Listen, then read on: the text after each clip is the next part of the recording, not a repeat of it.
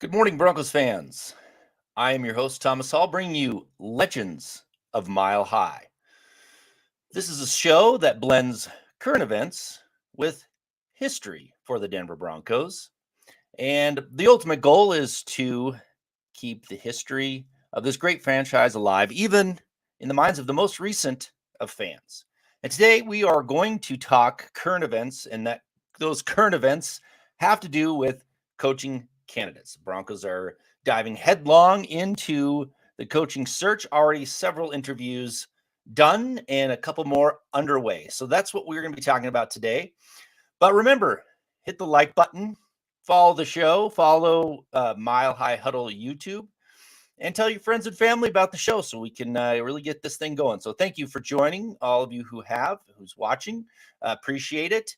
And let's get started. So we have we were supposed to have a short list, and that list continues to grow for head coaching candidates.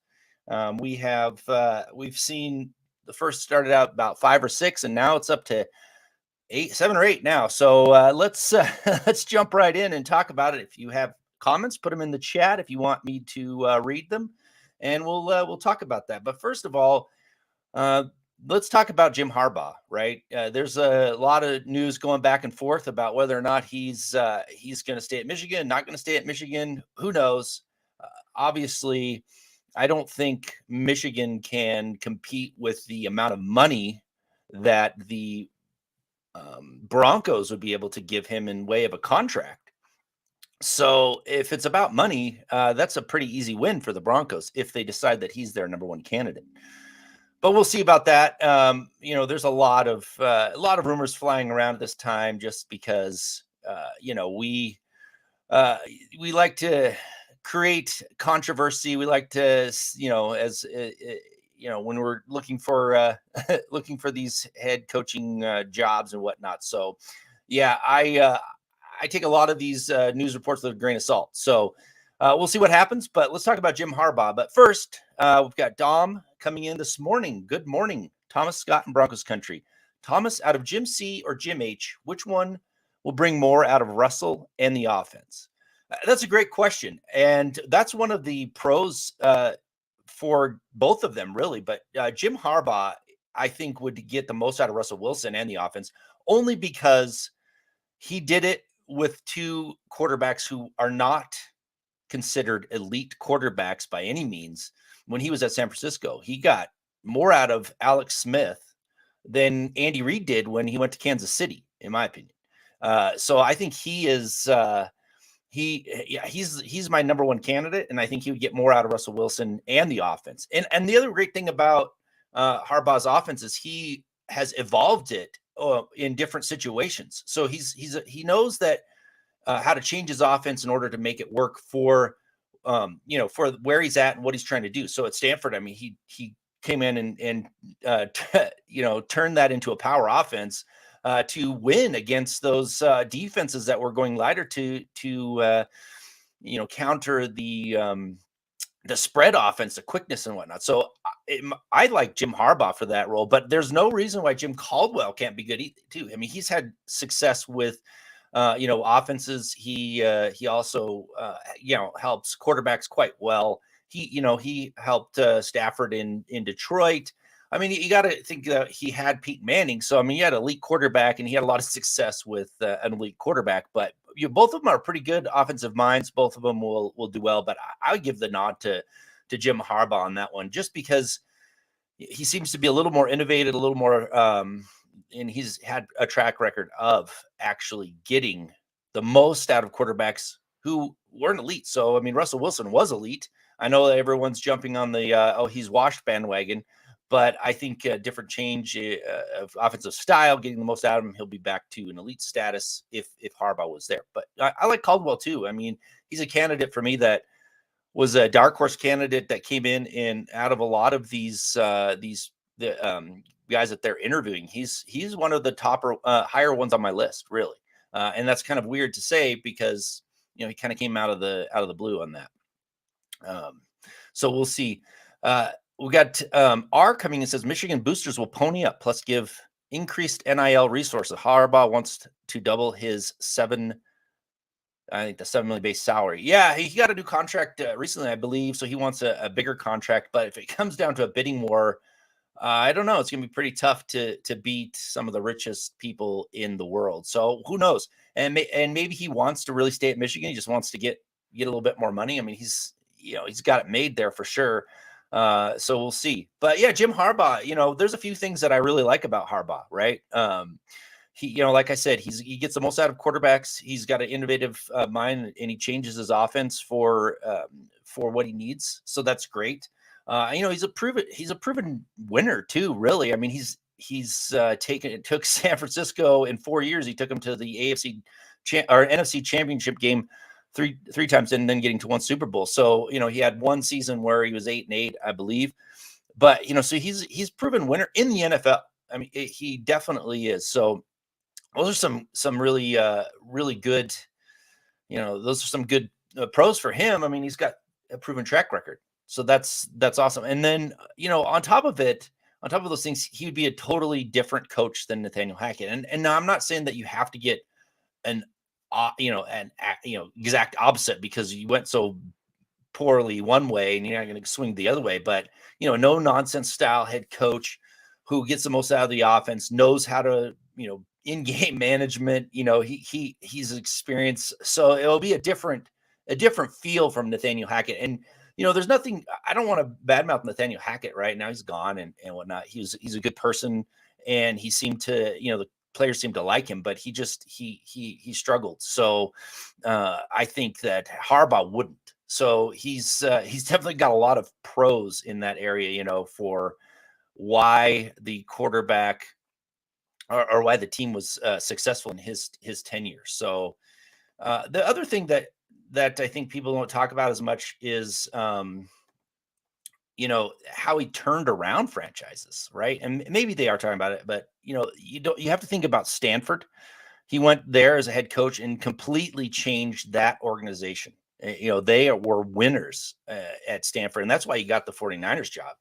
Really, I mean, he took a team in Stanford that was not doing very well and made them contenders. I mean, maybe not for a national title, but got them to bowl games and really changed it. And then he went to 49ers, did the same thing. The 49ers were struggling for a long time, and they're a great franchise. And I see those as parallels, right, to the Broncos. 49ers were a great franchise, won a bunch of Super Bowls, were always competitive, had a great run of success for a long time, and then they went downhill pretty badly there for a while. And Harbaugh turned that around immediately with the same type of players that were there before. So that's something that the parallel to look at for the Broncos, because the Broncos were an incredible franchise, won 3 Super Bowls, had a long run of success, and now as we've seen, it's been pretty rough. So that's something that really intrigues me about Harbaugh is, can he do that same thing with the Broncos? And I think he can. And frankly, he did that with Michigan as well. I mean, Michigan wasn't really a title contender at all until he showed up, and he's got him in the college playoffs. And even though he got bounced from that, he still had them in contention for the national title. And that's something to be pretty excited about if he's the coach. Dom's coming back in with a comment: Caldwell sneaking through the back door. LOL. Yeah, I mean, it's funny to think about. Like, he really wasn't on anybody's radar, so to speak, until it started. Coaching interviews started to heat up, and here he is. The thing about Caldwell that I don't care about is his age, right? I mean, he's almost 70 years old. Not that you can't be a good coach at that age. I'm not saying that. I'm just saying, how long is he going to want to coach? Are you going to bring in an older coach, and then he's going to end up retiring shortly if he has a lot of success, and then you got to do it all over again? So that's the only thing I have to say about Caldwell on that.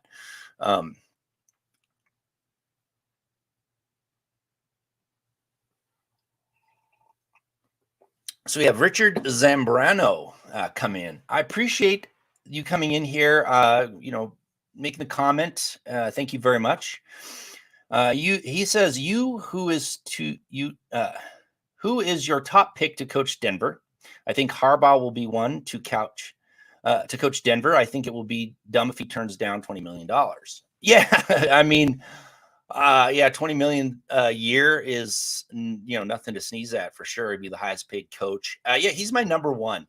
I think Harbaugh is my number one choice to coach, and for the reasons I said. He's had success of turning around franchises and making them winners. Now, the problem with Harbaugh, though, is he's rumored he's hard to work with, and I think that was his downfall in with the 49ers. Is he was he kind of rubbed people the wrong way with his style, his leadership style. So that's a you can wear out your welcome, and that's something to consider, right? That's like I think his biggest knock is he kind of wore out his welcome at the 49ers. But he went to Michigan after that, and reports are that he's kind of changed the way he leads a little bit in the right way. So he's a little easier to work with. So I think, well, it would be interesting to see the differences, and that's the thing about having coaches that had been a coach before and then came back to coach again. What did they change to make it better? That's the thing I'm looking at. Were they able to change what was a little bit wrong the time before and make it better? And if he did, then I mean, that's amazing. I mean, the rumor that he's hard to work with and now he's easier to work with is, that's that would be a huge plus. So, and the other thing too for Harbaugh, if you want to really knock him, he wants full control, which I don't like as much. I mean, I think you need checks and balances. You need other input, and to be the final say can get you into trouble sometimes. So having him have full control of, the team and all the decisions, that's a little bit, for me, a knock on Harbaugh. And Lance Blount coming in with a super chat. Thank you so much. I appreciate that. Much obliged. Coming in, and he says, whoever the coach may be, what's the chance we can go after Mike McGlinchey? Also, would like to see us bring in Kellen Moore again for an interview. Yeah, Mike McGlinchey. I would like to. Yeah, they've got to revamp the entire offensive line pretty much. I think if you, I think the only one that's really safe is Miners, and I've said this before. The offensive line not only struggled, but they had so many injuries. So it's kind of hard to tell, to judge how good they could have been if they stayed together from the beginning and weren't injured. But yeah, I mean, Risner's probably gone. I don't think Cushenberry, they're going to give him another shot at the center position. So yeah, you go after someone like Mike McGlinchey. I think they have a good shot, unless he gets, gets an extension from the team that he's on. But if he hits free agency, yeah, I mean, they've definitely got a shot. The Broncos just announced that they rolled over $10 million into the salary cap. Russell Wilson's cap really doesn't hit for for a couple of years, so they've got the money to make a big splash in free agency. So to answer your question, I think that it's a good chance that they could get him if he hits free agency. Now, Kellen Moore, my opinion on Kellen Moore is he's a good offensive coordinator, but I need to see a little bit more from him in order to really take over the lead role as a head coach. I mean, he might be great at it. I have my doubts about, especially in his first stint. I think it'll take him a little while to get going. But if he has a chance to go to a team that has an established quarterback who's really good and can get the most out of the offense, I mean, that would be a good start as he learned to do these other things. But you see these young, it's rare to see these young coaches come in first time around and really hit big. And I know that Sean McVay hit, and so some of those others have, but there's a long list of first time head coaches that didn't pan out, right?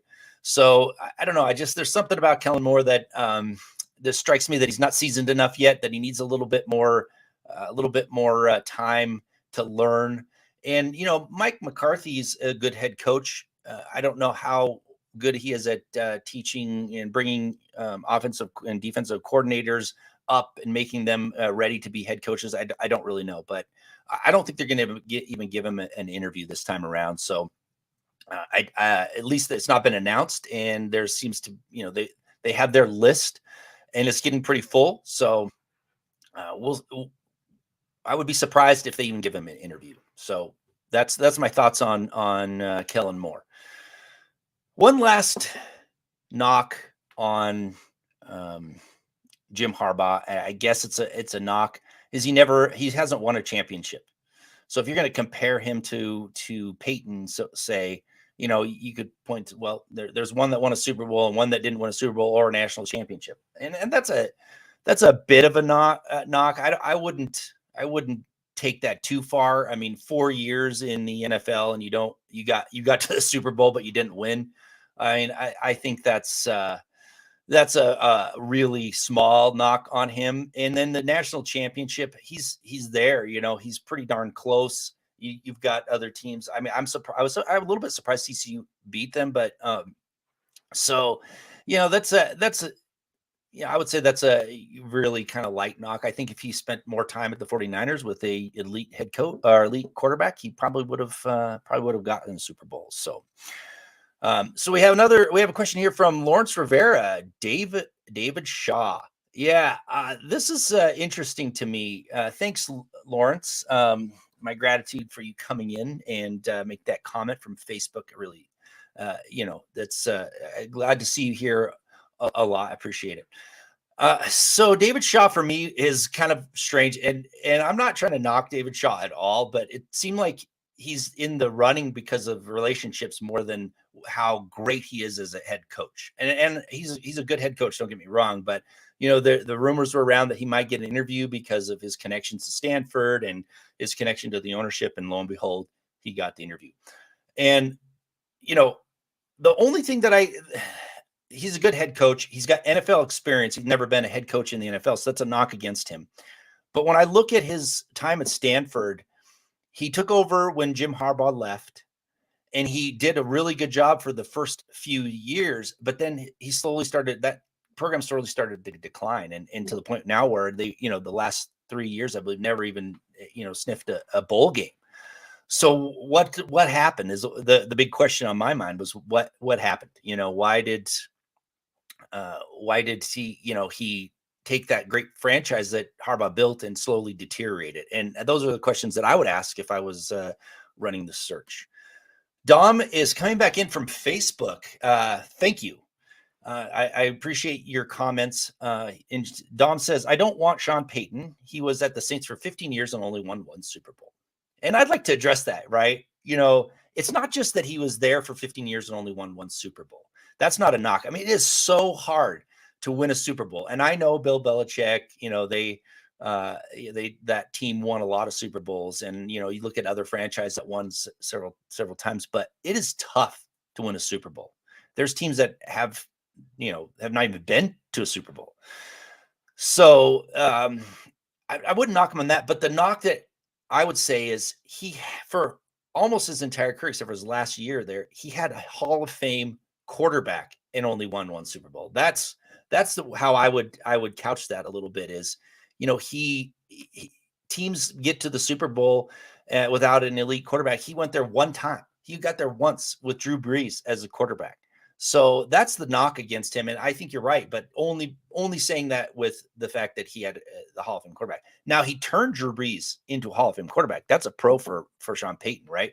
He, and I've said this before. I said this on the show on Saturday that Drew Brees went to a Pro Bowl, so he was obviously a good quarterback. Well, I mean, he wasn't a great quarterback at that point. He went to that Pro Bowl, and that was kind of by default, in my opinion. He had a good season, don't get me wrong, but it was Peyton Manning, Tom Brady, and then the third spot was between him, rookie Ben Roethlisberger, Trent Green, who threw a bunch of interceptions that season. So it wasn't like he all of a sudden had this incredible, he was an incredible quarterback before. So Sean Payton, you have to give him credit for turning him into a Hall of Fame quarterback. Scott, thank you for coming in. Archie Manning played in New Orleans for 11 years and didn't have a winning season. Y'all need to recalibrate your expectations with thinking of the Saints. Yeah. Well, it was the Aints for a long time. They wore bags on their heads, and it took a long time for them to become a contender. So, yeah, I mean, just to get that team to the Super Bowl and win it for the first time in their entire franchise was a huge thing. And so I guess I can't knock them because I mean, I talk about Dan Reeves being an incredible coach. He was a Hall of Fame coach in my mind, and he went to the Atlanta Falcons and got them to the Super Bowl. They didn't win it, obviously. The Broncos beat them, but you got to give him credit where credit's due for making that franchise something that was a contender. So we got Roy Osborne. First time I've seen you on here, Roy, coming in from Facebook. This comment is pretty good here. He says, "Here's my opinion, Thomas. Sean Payton is too spendy. Jim Harbaugh will be a good, but think he will stay at Michigan. So I think it comes down to Dan Quinn or Jim Caldwell, unfortunately." Well, you hit the nail on the head. That's the biggest problem with Sean Payton is how much are you willing to give the Saints in order to get his services? And he's got interest around the league. So the Saints are in the driver's seat. They know that they can ask for at least 2 first-round draft choices and probably more, and someone's going to give it to them. And that's the problem. Do you want the Broncos to give up that much for Sean Payton? He's a good coach, and as you can look back at Tampa Bay, the history of Tampa Bay there, where they traded for John Gruden, they won a Super Bowl the next season. So it paid off. But then, several years later, he was gone from that organization. So is it worth it? You think Sean Payton's going to be around for the long term? Okay, think about that. Can you get that? Can you get success? Is it worth it? That's compared to the other candidates. So you mentioned Dan Quinn or Jim Caldwell. So that's you may be right. Michigan may give Harbaugh enough money to keep him there, and Sean Payton just goes somewhere else because they have the draft capital in order to get him. So then you're down to Jim Caldwell or Dan Quinn. And I talked a little bit about Jim Caldwell, and I'll talk a little bit about Dan Quinn. Both coaches had some success in the NFL in their first stint. So when people are like, "Oh, I don't want to retread coach," I don't like retread coaches that have failed, but they didn't. I mean, yeah, there's some failure in their coaching tenure that first time around or second time around in Jim Caldwell's case, but they had success, right? And Jim Caldwell had success outside of Peyton Manning. He took Detroit Lions to the playoffs. The Detroit Lions who have struggled for half a century, right? To win a playoff game and even get to the playoffs. He got into the playoffs. And so he had success. So that's something to think about. But he ultimately lost his job in both places because he couldn't get the team over the hump. And I think he got let go way too soon in Detroit. He should have had another year in Detroit, and they went out and got Matt Patricia, who was 100 times worse. They just took what Caldwell had done and totally destroyed that team. Like many Belichick disciples do, they come in and just completely fail in the most part. So, in my opinion, I have Jim Caldwell ranked higher than Dan Quinn. And I only say that because I think that Caldwell has a more of a propensity to help the quarterback and kind of turn around a franchise. That's the only reason. I think Dan Quinn's a good coach. And the biggest questions for Dan Quinn are, did he learn enough to make the changes from his first stint at Atlanta to be ultimately very successful in his second time around? And those are, his inability to find an offensive coordinator, even a defensive coordinator, really. The offensive coordinator after Shanahan left, right? He struggled. The team wasn't terrible. The offense wasn't terrible. He still had a decent offense, but my biggest problem is LaFleur was on staff and he passed him over. And then LaFleur went on to have great offensive success, as a head coach. So why wasn't he able to evaluate that? That's the biggest question. And then the second question is, can he get his defense to step up when it matters? He obviously, the Super Bowl debacle was indicative of that, but he had plenty of failures through in other times where his teams collapse. So is that pairing him with a really good GM who gets talented defensive players and a good defensive coordinator who can make that stop when is necessary? And those are the knocks. But Dan Quinn, likable. He would be a different type of coach than Hackett, and so yeah, I think it's I think either one would be okay, not the ultimate in my mind. We've got Mandango Dan talking about if McVay walks, Payton will jump at the chance to coach the Rams and stay in LA. Yeah, I think Payton's got a lot of options, and maybe it's not. And maybe that's not talked about enough. But I mean, if McVay decides to step down, who wouldn't want that job in LA? It's a great job, great facility. Rich owner, had success recently. I think it's a good point, and we'll see what happens with McVay. Jeremy Sean, thank you for coming in this morning from YouTube with a comment that says, "If it's Harbaugh but expensive, I'll be pumped. It's not my money. If it's Payton and we give up capital, I'll talk myself into it. If it's someone else, I'll be disappointed." Yeah, I think you're right. I think yeah, thanks, Jeremy. I think you're right. That's what you got to, as fans, it's not our money. Who cares how much they paid Harbaugh or Payton, right? It's not our money. Who cares? And it doesn't affect the salary cap. We're like, oh, we shouldn't overpay. Who cares? It doesn't impact the salary cap. I have a hard time, like you, talking myself into the draft picks, though. Is Payton so much better that you're willing to give up a lot of capital to get him?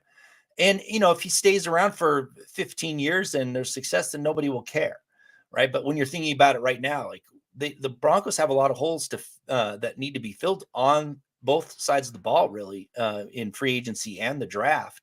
And I think Scott said this the last time we were talking about this. Does a coach want to come here to the Mile High City if you've just traded away a bunch of capital in order to get the coach? It's like, do you want to already start with one foot, stuck in the mud, so to speak, before you even really get going? I don't know. That's going to be a tough call, but yeah, it's interesting. It's an interesting thing to talk yourself into. I don't know if I'd be disappointed in the other options, because say that DeMeco Ryans, they actually end up with DeMeco Ryans first time head coach, which I don't think they will. I think they want an experienced coach, but DeMeco Ryans could be the next, the next Dan Reeves or next first time head coach that has a lot of success and is with the organization for a long time. I mean, look at the Steelers, right? Every coach that they've hired were first timers, and they stuck around for a long time and had a lot of success. So, they're really good at looking for talent. So,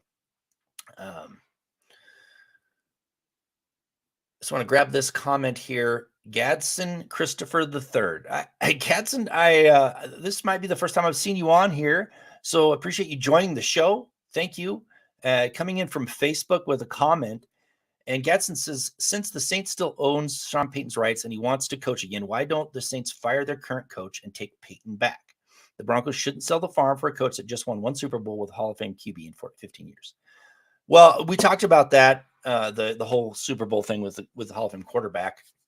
That's a knock on him, but I don't think he wants to go back to the Saints, and I don't think they want him back. And that's the other knock I have on Sean Payton.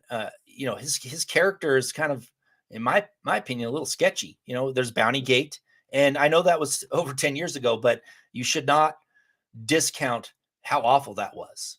That was in the fact that he tried to hide cover up the stuff in the investigation. I mean, that tells you a little bit about his character. And then finally, when the salary cap issues came to a head and Drew Brees was gone, Jameis Winston was out because he hurt his knee, he jumped ship.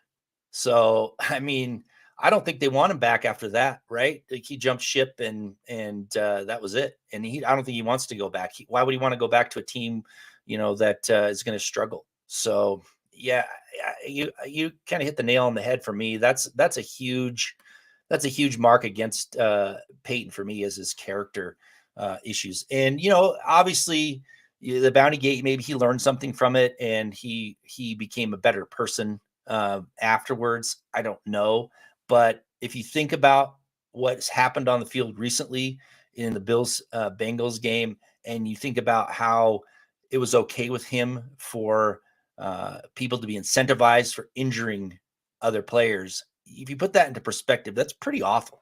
I mean, that's a pretty bad character flaw. And it's one thing to think in your mind, like, man, if we knock this guy out of the game, we're going to win.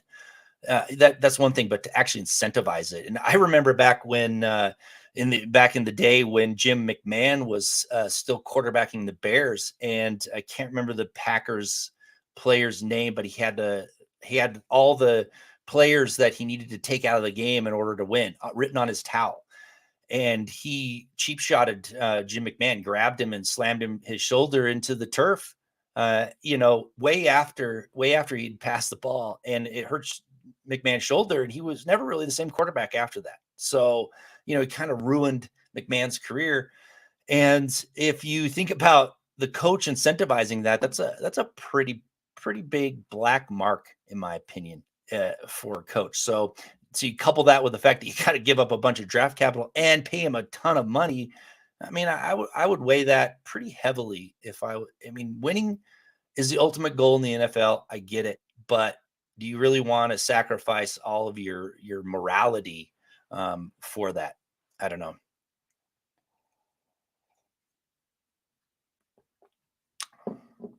So let's talk about some of the other coaches. We talked about Harbaugh, we talked about Payton, we talked about Quinn, we talked about Jim Caldwell. Now we're down to some of these other first timers, so to speak. David Shaw, we talked a little bit about him. He's been a head coach, so that's head coaching experience, just not done it in the NFL. So you have Evero, who's the defensive coordinator for the Broncos, and I like him a lot. I think he did an incredible job coaching that defense. He put the players in the right position to succeed more times than not. I think he had great game plan. And, he seems like he, if you watch the Broncos defense, they played their hearts out for the most part, even when there was nothing left to play for, right? The season was pretty much over, and then you get your head coach fired. They still played hard, even after they'd been depleted from injury and trading away their star pass rusher, which I still kind of scratch my head. Why?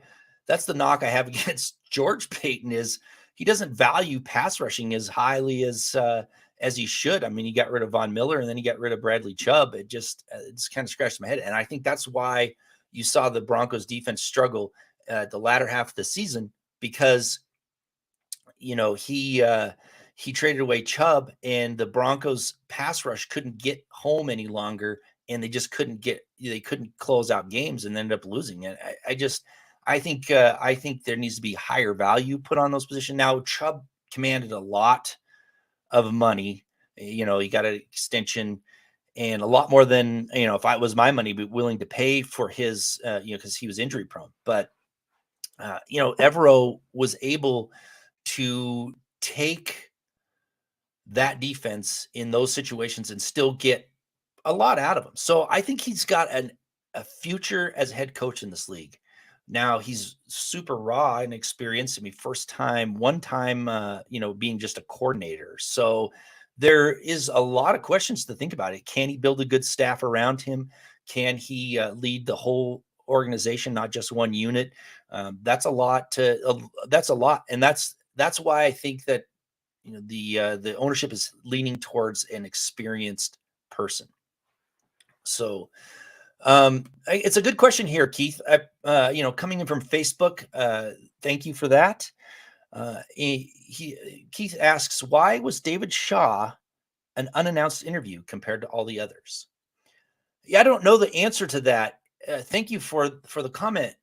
I don't know. I mean, like I said earlier, it feels like his his interview was more relationship based than really success based, so to speak. So yeah, it's hard to say. It was announced soon before, and maybe it just so happened that's how they did it. I don't know, or maybe people weren't didn't have him on the radar. I'm not really sure why, but he's a candidate for sure. I mean, he had success at Stanford, and he has NFL experience, not head coaching experience. So he's a candidate. But I think it's ties to the ownership for that reason more so than anything. And it's kind of like George Payton last year. He kept thinking about the ties he had to other coaches out there. So it happens. I mean, relationships matter a lot in any industry, including the NFL. So, yeah, I don't know why they didn't announce it right away and make a big deal out of it. So, uh, who knows? But he is a candidate for sure. I mean, I would not be surprised if he got the job. I think he's, in my mind, he's way down the list. To me, I would rather take a chance on, a different first timer like D'Amico Ryans. But yeah, it's interesting question for sure. We have Jason O'Neill. Thank you, Jason, for the comment. And Jason says, "Good morning, everyone. I understand that there have been a few first-time head coaches that have been successful. I would like to see an experienced play caller, game manager, and tactician at the helm as head coach." Yeah, and I think that's what the ownership of the Broncos wants too, right? Now, yeah, there's pros and cons, right? And we're talking about that now of retreads and first timers, right? There's first timers that had great success. There's first timers that failed, and there's also retread head coaches that weren't very good in their first stint and came back and were good. And I'll tell you, it's a very few coaches who didn't have really much success at all that came in their second stint and did really well. That's a very short list. The second time head coaches that had success. So Dan Quinn, people talk about him as a failure. He wasn't. He got to the Super Bowl. He had success. Jim Caldwell's another one. He wasn't an absolute failure. I think of Josh McDaniels as an absolute failure, and he got a second shot, and he's an absolute failure again. But there's a couple coaches that people point to that failed in their first time around, and then they were really great their second time around. Mike Shanahan being one of them. Shanahan was doomed from the start at the Raiders. Al Davis did not. He hired him, but his heart wasn't in it. He meddled so much that there was no way that Shanahan could have been a success. And then they point to Bill Belichick, and Belichick in Cleveland he failed, but he did have a winning season and went to the playoffs. So it wasn't a complete failure, but his problems there were, people didn't buy into his style. I mean, his players revolted. His own quarterback was, he got traded away, Kozar, because he wasn't bought in. And then when he went to New England, there was still holdovers. And I know that Carroll coached for a while, but there were still holdover players from Bill Parcells who had that same style that had already bought into that system. So when he got there, players bought into it. So he was able to have success. Oh, and he got a Hall of Fame, lucked into a Hall of Fame quarterback, one of the greatest of all time, and that helps as well. And Shanahan did the same thing. He had John Elway, and that helped a lot as well too. So yeah, I think I thank you for the comment. The Broncos want an experienced guy, but they want an experienced guy with success, and the people they're interviewing second time around or third time in Caldwell's had success, right? Caldwell went to a Super Bowl with the Colts.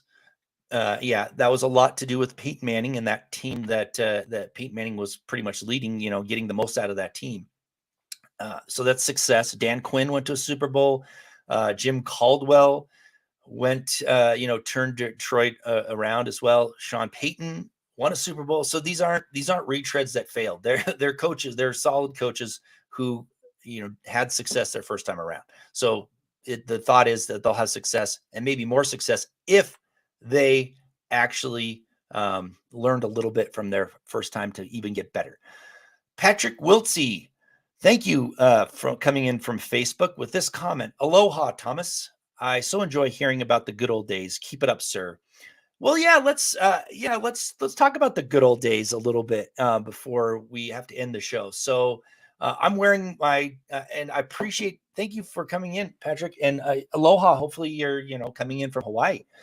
My shirt here is Tom Nayland's Hall Worthy that I designed myself. I'm a big Tom Nayland for the Hall of Fame fan, and I'm going to be jumping on to the Not Hall of Fame podcast next week to talk about to actually pitch Tom Nayland for the Hall of Fame, and I've done it there before. So let's talk a little bit about some of the old players from the Broncos who you think should be in the Hall of Fame, and I'll tell you if they should be or not. So Tom Nayland definitely. I've said this. I don't know. I'm probably wearing out my welcome when it comes to talking about Tom Nayland for the Hall of Fame, but he gets not enough credit for how good he was. He probably, when he played, and this is the thing when I think about whether or not a player should be in the Hall of Fame, were they ever considered the best at what they did when they played during the game? So when I look at Ricky Watters making the semifinals over someone like Tom Nayland, it's just a head scratcher. And the wide receiver and running backs are the easiest to judge, right? They look up their career stats. Oh, well, he had some good career stats. Watters was never once a all-pro. Like, he was never once considered the best at what he did, even one time. Tom Nayland was. Tom Nayland actually got more votes, more all-pro than what people were willing to give him, being in a small market, right, in Denver. So he was considered. He probably was the best during his time. I know Kim Mawai, was very good, and he's in the Hall of Fame, but Tom Nayland was right there with him, and he should get a lot more recognition. So Dom was asking about Rod Smith. Rod Smith, thank you, Tom. Rod Smith is one of my favorite players of all time. I loved his heart. If he could get into the Hall of Fame with just having an incredible desire to always be the best and play hard, Rod Smith is definitely a candidate. I don't think he's ever going to get into the Hall of Fame, although I believe he deserves it. When I talk about being the best ever at your position, you could argue that in the early 2000s, for at least 2 years, Rod Smith was the best receiver in the game. And that's going up, and that's a big, going up against others in their prime, like Terrell Owens, Randy Moss, those type of players. But you look at what he did on the field in a run-first offense, and he was, one of the best tops in stats those seasons. So that's one. And then the second thing that I think he gets dinged for is his career stats, right? His career stats aren't quite at the threshold when people look back and say, oh, is he deserving the Hall of Fame? Well, the problem with Rod Smith in career stats is he came into the league as an undrafted free agent. He didn't get his shot for 3 years, really. And if he would have been drafted, he would probably got a shot earlier. He probably would have accumulated those career stats. And my guess is if he would have been like a 5th round draft choice, he would have got on the field a little sooner, and you would see him hit that kind of threshold for Hall of Fame, where you probably would have been pretty dang close, if not hit the 13,000 yard mark and the receptions mark as well for those players that are in the Hall of Fame. So those are the marks. I don't think he's ever going to get in, and it's a shame. He deserves it. Ernie, coming in from Facebook, thank you for the comment. Carl Mecklenburg for one. Yeah, Carl Mecklenburg, man, he was on the show. I love Carl Mecklenburg, one of my favorite players of all time. His ability to do what he did. So the other thing that you think about, yes, he's an all-pro. He was one of the best at his position, but he was one of the best at many positions. And that's the thing, the uniqueness, the remarkableness of his career should weigh heavier than another inside linebacker that had as many all-pros, right? I think you think about remarkable players that are in the NFL. Joe Namath, I talk about him a lot. His career stats are mediocre if you think about, even for the time, right? And he was a 500 win quarterback, but he's in the Hall of Fame because he guaranteed victory in the Super Bowl, and he went out and he did it, right? That's a big reason why he's in the Hall of Fame. That's a remarkable career, and he was the first to 4,000 yards. He's a good quarterback, but if you compare career stats to other quarterbacks at the time, people kind of scratch their head, why is he in the Hall of Fame? Because he did something more remarkable than anybody else. And Carl Mecklenburg's the same. He did something that others couldn't do before and haven't done since. Played all front 7 positions, and he did so at a high level. And it shows up in his stats too. All the sacks, all of the tackles, incredible player. And if you like Carl Mecklenburg, go to my playlist, Legends of Mile High, on this YouTube channel and watch the interview. Incredible insight from an incredible player. Should be in the Hall of Fame. And I think he'll get there in the senior class, but it's going to be a while. It's going to take a while. But I do think he'll get some buzz going, and he'll finally get in. Gary Fire, bringing in Simon Fletcher. Man, Simon Fletcher, one of the most, if not the most underrated player of all time, not just on the Broncos, but in the NFL as a whole. He's a Ring of Famer for the Broncos. Incredible sack master. If he played now, I mean, he would be getting a lot more recognition. I don't know why he never even made a Pro Bowl. I mean, he led the league in sacks in his season. I think it 1992, but I may be wrong on this. His season that year was defensive player of the hall of the year worthy, at least votes for that. He never got any recognition whatsoever. He's not going to get in the Hall of Fame. I don't think he's a Hall of Fame player. I think if he played today, he probably would be. Just his ability to get to the quarterback in a quarterback heavy league would be very much sought after. And I think he gets in, maybe now, but not back then. He's not going to get in the Hall of Fame. He's a borderline candidate, but man, he's underrated for sure. Like in the NFL, he should have gotten way more recognition for what he did. And there's a couple other comments. There's a bunch. Gatson came back in with a bunch. Rulon Jones, Greg Cragen, Simon Fletcher, Dennis Smith, Tyrone Braxton, Carl Mecklenburg. Maybe not all Hall of Famers, but some of my favorite Broncos players of all time. Yeah. The funny thing is when Mecklenburg was on the show, Greg Cragen was his most underrated player of all time. Yeah, these are great names. All underrated players in my. If Rulon Jones played today, he'd be a Hall of Famer. Without a doubt, he had everything you could ask for in an edge rusher.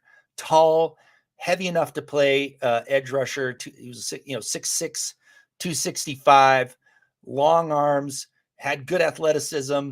He was just playing in the wrong spot. He was in a defensive end most of the time at 3-4, and he just didn't hold up. His body didn't hold up. But he played in the wrong era, even more so than Simon Fletcher. Yeah, if Rulon Jones played today, he would be elite edge rusher that people would be clamoring for sure. Dennis Smith has a chance at the Hall of Fame. He's been nominated, and for me, I think he deserves it. But the problem with Dennis Smith getting into the Hall of Fame is watching those Super Bowls and seeing him chasing the receivers into the end zone. It's just not a good look. And I think that's why, and you can't judge a person's career on a couple games, but that's why he's not going to get in, just because he has that, has those pictures of the defense failing both against Washington and 49ers. So, and then I want to talk about Tyrone Braxton just a little bit. I mean, I love Tyrone Braxton. He's another one of those underrated players, an incredible ball hawk, right? He'll never get into the Hall of Fame, but just look at his ability to get the ball. It was incredible. And he was a winner. He won 2 Super Bowls with the Broncos. And I think he won 3 titles with North Dakota State University. I mean, the guy was magic when it came to championships, but when he changed over from cornerback to safety, I think that even helped his career even more so. And, he spent almost his entire career with the Broncos. He did leave for the Dolphins one season, but came back and helped them win the Super Bowls. And, that picture of him just barely missing that pass in the Super Bowl, it's one of those things that stuck in my mind. And he claims that if he had not cut his fingernails, he probably would have knocked that down. And it was that close. But, he was a key cog in those Broncos winning days. So, incredible player. And so thank you for all those names. Keith Brugman's coming in, talking about Neil Smith.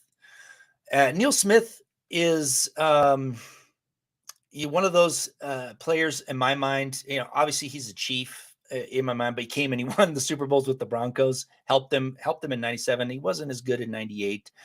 But what I'll say is I think he could be in the Hall of Fame if some others get in ahead of him. If like Leslie O'Neal, if they put Leslie O'Neal in the Hall of Fame, then Neil Smith needs to be in the Hall of Fame too.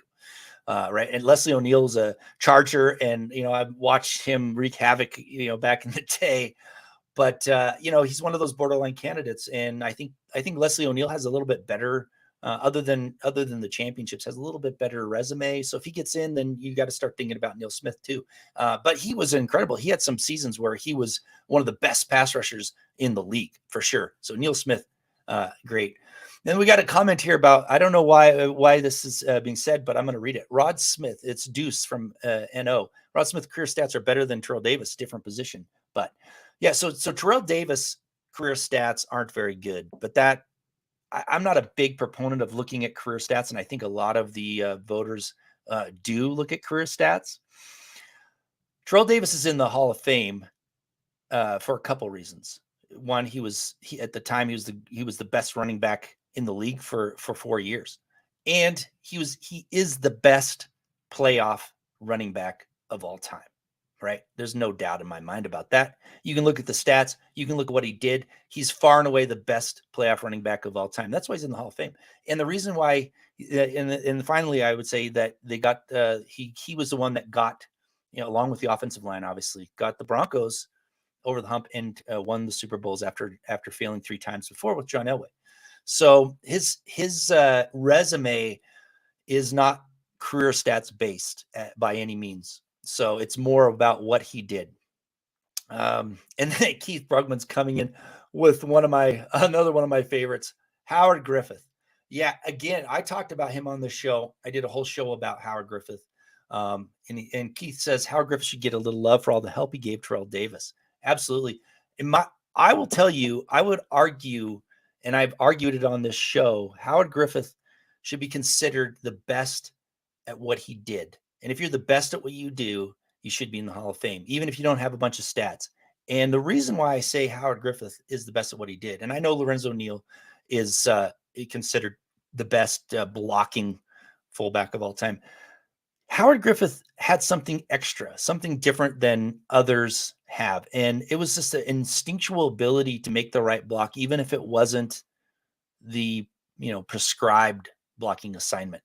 And when you're the best at what you do, you can do that. And you look at all the best ever, like the top of what they did, Michael Jordan. And I talked about Laird Hamilton in that on that show about just instinctively doing the right thing when you can't be taught it.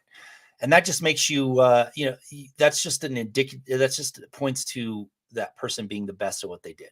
And Howard Griffith will never get in the Hall of Fame, but he should get some Hall of Fame love, at least get him nominated, at least talk about him, what he was able to do for Terrell Davis and others. If you look at the number of 1,000-yard running backs in his career, he had a short career. And the funny thing is he's also it's been tied, but holds the record for the most touchdowns in a game in college with 8. So Howard Griffith, incredibly athletic, wonderful player, and he'll never get in the Hall of Fame, but he should be. And Jeremy, Sean, absolutely. Griffith made some clutch catches in the playoffs as well, and 2 Ds in the Super Bowl. Yeah, he should have got three touchdowns in the Super Bowl, and he should have, probably should have scored in the first Super Bowl too, when John Elway instead ran it in, but he was wide open, and John Elway didn't risk it because it was so easy for him to just kind of stroll into the end zone. But yeah, he was clutch, and what he did for Terrell Davis and others is incredible. So, all right, we got Patrick Wiltsey coming in. This will be my last one. I've got to end the show. It's a lot longer than I anticipated, but we really start talking about things. Sewell or Wilhite. So I those are two players that played in the wrong era. So I'll tell you, if Sewell played today, he'd be an incredible back, one of those out of the backfield type backs that would be coveted today. Wilhite was very athletic, I prefer Sewell over Wilhite, but Wilhite was another athletic back, and the problem was, they were they were in a Dan Reeves offense where he wanted him to tote the rock and grind it out, and they just weren't built for that. But yeah, both of those players played in the wrong era for sure. But even if they played today, I don't know if they'd be Hall of Famers, but they'd be Pro Bowlers type backs out of the backfield, catching the ball, getting him, if they can get him in space to do their thing, they'd be great. They were just kind of put in the wrong era and the wrong offense. So thank you, Patrick Wiltsey, for that comment. So I'm just going to have to say, again, thank you for jumping in. We talked about the coaches. We went old school a little bit. If you're interested in Tom Nalen for the Hall of Fame, let me know.